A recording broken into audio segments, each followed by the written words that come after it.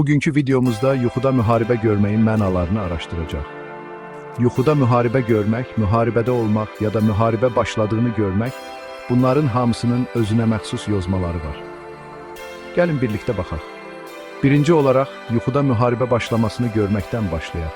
Bu, adətən daxili münaqişələrin, stresin və ya həyatda qarşımıza çıxan çətinliklərin simvolu ola bilər.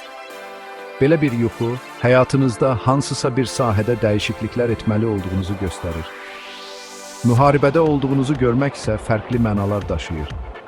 Bu, sizin iç dünyanızda mübarizə apardığınızı, qorxularınızla üz-üzə gəldiyinizi və ya xarici dünyada bir problemlə üzləşdiyinizi göstərə bilər. Həyatınızda hansısa bir qərarı verərkən çətinlik çəkirsinizsə, bu cür yuxular görə bilərsiniz. Son olaraq, əgər yuxuda müharibənin bitdiyini və ya qalib gəldiyinizi görsəniz, bu vəziyyətin yaxşıya doğru dəyişəcəyinə işarədir. Həyatınızdakı problemlərin həll olunacağına, daxili sülhə nail olacağınıza və ya çətinliklərin öhdəsindən gələcəyinizə ümid ola bilər. Yuxularımız bizə çox şey deyə bilər, dostlar.